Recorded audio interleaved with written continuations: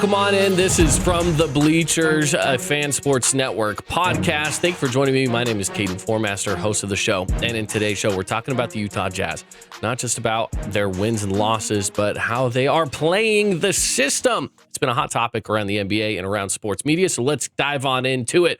The question of the day really comes down to, are the Utah Jazz tanking? And if so, what is the NBA going to do to stop it? That's been a topic of conversation for the last few weeks now, and the NBA is trying really hard to stop tanking. And I'll be honest, I don't blame them for wanting to stop tanking. The problem that I have with this, first off, before we dive into what the Utah Jazz are doing, here's my problem with the NBA first. I have a problem with the NBA wanting to get rid of tanking now.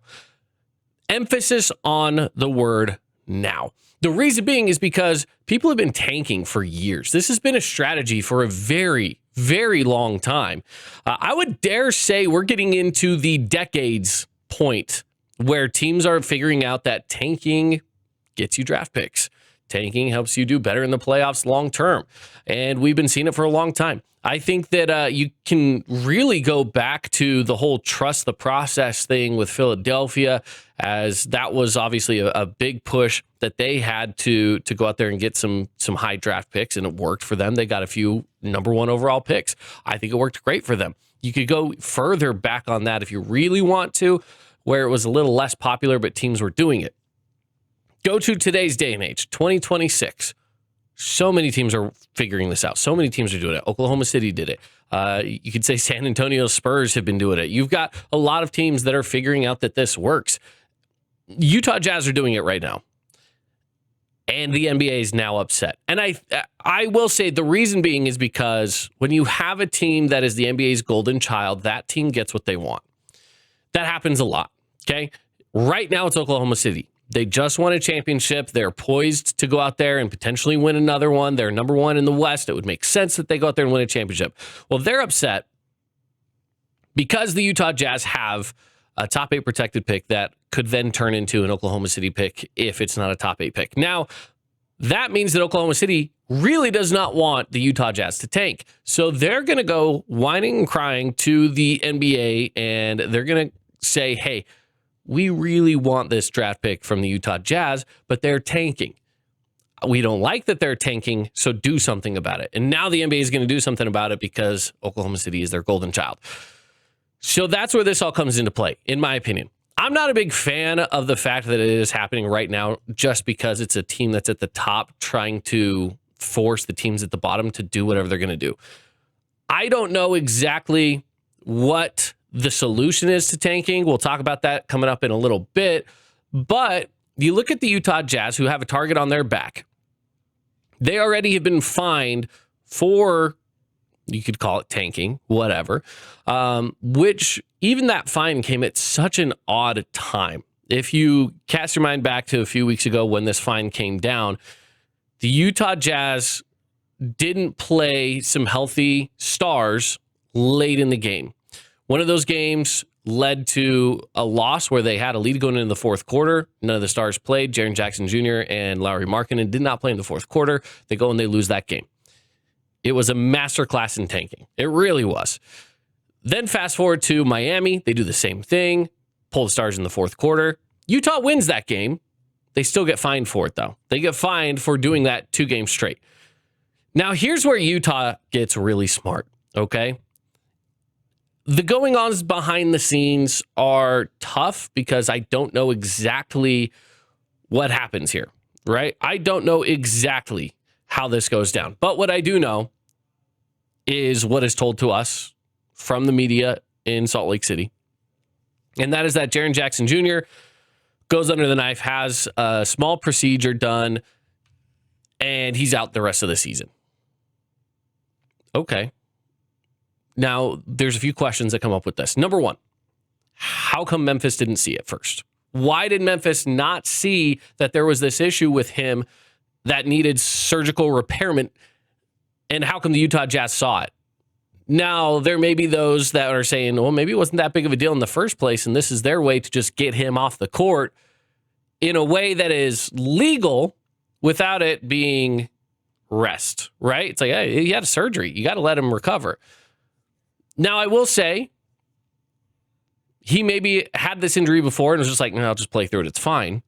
But now is the time where it's like, hey, let's just get this surgery done. We'll sit you out. We'll get good draft picks. We're going to come back really strong next year. I lean more towards that line of thinking. I would not be surprised if that happened. I feel like if they did just discover this, then okay, sure, whatever, your hands are clean, right? I don't know. Maybe this he's had injuries before, and this might be something that's been lingering for a long time, and now they're like, all right, we'll just take care of it now because it benefits everybody in the long run. You get your surgery, you're going to come back stronger. That's great for you. We get one of our best players off the court, so then we can go and lose. It's a win-win situation. Jaren Jackson Jr. wins, the Utah Jazz win. It's a smart play. It's a smart play. Now, that was a few weeks ago, so why am I bringing it up today here at the end of February? Well, Lauri Markkanen. I will say, they did say it was an injury in practice, but Lauri Markkanen is out with an injury that has required an MRI, and there's a chance that he might be out the rest of the season now. Now, we don't know exactly what the extent of these injuries are just yet, but there is at least a 2-week period that he's going to be out. At this point in the season, though, a 2-week period, that's a good chunk of the season. Okay, we're post-All-Star break. 2 weeks is a long time to go where the Jazz can go out and lose some games. You even look back at what happened last night. You don't have your go-to stars for the Utah Jazz out there. There's no Lauri Markkanen. There's no Jaren Jackson Jr. Don't forget, Walker Kessler's out for the whole season. Your starting lineup last night against the Pelicans was Cody Williams, Ace Bailey, Kyle Filipowski, John Konchar, Isaiah Collier. Outside of Konchar, you have a bunch of guys who have been in the league for 2 seasons. That's it. Yeah, like it's light work there with that starting lineup. And Konchar is a guy he's averaging 3 points a game. So you're not worried about that either. None of those guys to me are a threat yet. Ace Bailey will be. He will be a star. He's still just a rookie, and he's still trying to figure out what his game is. 23 points last night, leading scorer for the Utah Jazz. Did so fairly efficiently, but in a game like this, everybody's in the negative and the plus minus besides maybe a few guys off the bench. Including guys like, Kevin Love, Svi. There's a few guys that came off the bench, played a few minutes. They were okay. But ultimately, again, they're being led by a group of very, very, very young players right now because the stars are gone. You don't have your stars there. So no Keontae George, no nothing. So the Jazz main starting lineup for next year, when you take a look at it, if no trades were to happen, if nothing were to change between this year and next year, 4 of the 5 guys for the Jazz future starting lineup are currently not playing. To me, this is, again, a masterclass for the Utah Jazz to say, this is how we're going to tank. They want us to play by the rules. We'll play by the rules. But we also have some legitimate injuries that need to be taken care of. And the timing of it is in some ways perfect for the Jazz. And I say that because I don't want to see guys get injured, but that's a convenient surgery for Jaren Jackson Jr. This is a convenient 2 weeks out for Lauri Markkanen. Again, you're playing the system that's been dealt to you. I'm not opposed to it. I think the Jazz are just doing what they've got to do. Everybody else gets to play that way, so why not you? If everybody else gets to go and tank and they're not going to get in trouble for it over the last 2 decades, then why not the Jazz? And so they're playing the system. And of course that it comes down to, well, we're going to change the system. Of course they want to change the system. The NBA has some options on how they're going to fix tanking. Now, I will say, I don't know if this really fixes the problem, and we could talk about that, but because there are teams that are currently doing it this year, and it's not just the Jazz. We're talking it's the Pacers, it's the Wizards, it's, there's a few teams that are legitimately trying to lose some games here. I do think the Kings just suck. Let me throw that out there. I think Sacramento's just bad. I don't know if they're necessarily trying to tank. I think they're just desperate. I think they are desperately just bad, which is interesting. So Adam Silver comes out with ways to get rid of tanking. Now, this is what he has to say. This is what was told to the media on what they want to do to fix it. Okay, first up, first round draft picks can be protected only for top 4 or top 14 plus selections. Okay, so ultimately that's just saying like first round draft picks are only protected depending on where they place, right? Lottery odds freeze at the trade deadline or a later date. So that means, so like right now the Utah Jazz sit at 6th in the lottery odds. That means that it doesn't matter how good or bad they do from here on out, they would always just stay in 6th, okay? I don't think that one actually helps at all, personally. I don't like that one. No longer allowing a team to pick in the top 4 in consecutive years and or after consecutive bottom 3 finishes. What that means is, again, so take the Dallas Mavericks who picked the number 1 last year. The Dallas Mavericks would not be allowed to pick in a top 4 pick again because they were a top 4 last year. That goes for the other 3 teams that were also in the top from last year. Then you have, which I'm not entirely opposed to that one, by the way. It sucks if you're just a legitimately bad team and you do need some help. Then you have, again, consecutive bottom 3 finishes. If you've been bad 3 years in a row, it's like, okay, well, it should be fixed at that point. In theory, it's not always the case, though. Teams can then pick in the top 4 the year after making the conference finals. The teams cannot pick in the top 4 after they make the conference finals. So any team that is in the conference finals, even if they, let's say it is the Oklahoma City Thunder, and they made a trade with the Utah Jazz 5 years ago for a draft pick, and then the Thunder go out there and they make it to the Western Conference Finals, but they have the Utah Jazz draft pick, they are not allowed to pick in the top 4 the next year. Even if that Jazz pick is top 4. Lottery odds are allocated on 2-year records, meaning if you did really good one year and really bad the next year, combined, you're a mediocre team. If you did really bad the year before and really bad again this year, all right, you're just legitimately bad. We're going to give you better draft picks. These are all options. They're not going to for sure go with any of these necessarily. But by the way, the next one goes down to lottery extended to include all play-in teams. So that'd be interesting. And then flatten odds for all lottery teams.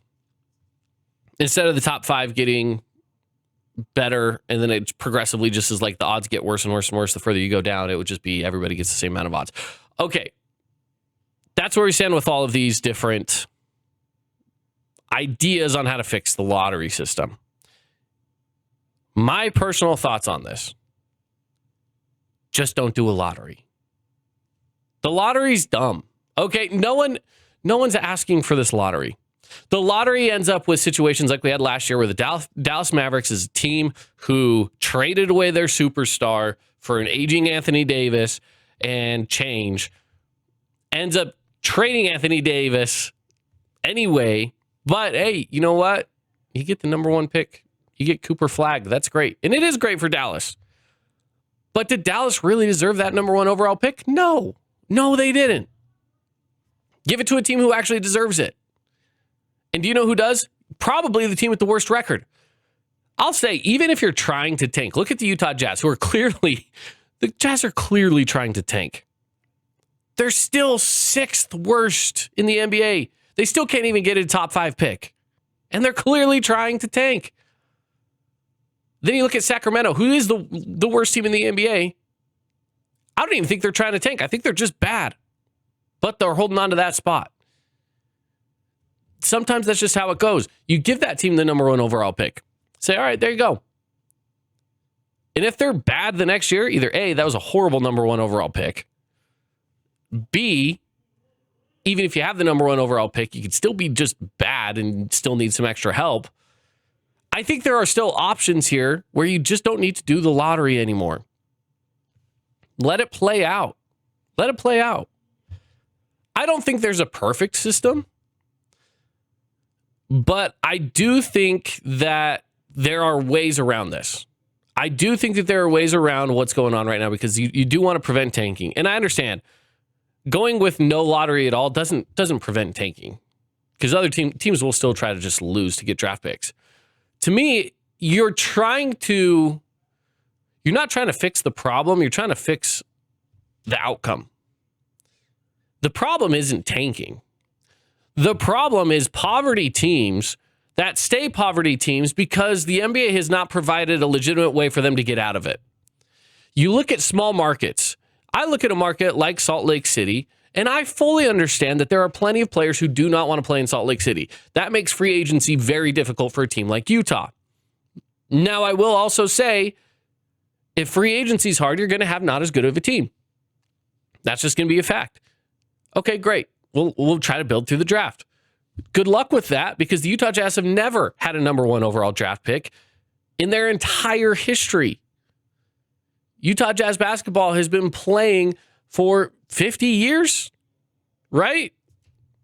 No number 1 overall draft pick in 50 years. So what do you do? What do you do? There's not an easy way to fix this because small markets suffer with the current system. And they may always suffer. I understand that. But there are better ways to do this than punishing those small market teams for just trying to play the system. They're trying to play the system and they get punished for it. And that is ridiculous. And it's not just Utah. There's plenty of other teams as well. Plenty of other small market teams that struggle with the system. Sacramento's one of those. I'd say Portland's one of those. There are a few teams that they fall into this category where they find themselves in a hole and it's so hard to get out of. Why? Because free agents want to go play with LeBron James. They want to go play in LA. Free agents want to go play in New York City. Free agents, they want to go play for these big markets where they know people are going to show up, where they're going to get better brand deals, where they're going to make more money outside of just the game of basketball, outside of their normal NBA paycheck. That's where they want to go. They're not going to Utah. It's hard. So how do you build a championship winning team outside of doing it through tanking? It's hard. It's hard. Oklahoma City did it, but they tanked. That's what I'm saying. Oklahoma City built a championship level team through tanking. Sure, they made a trade for SGA.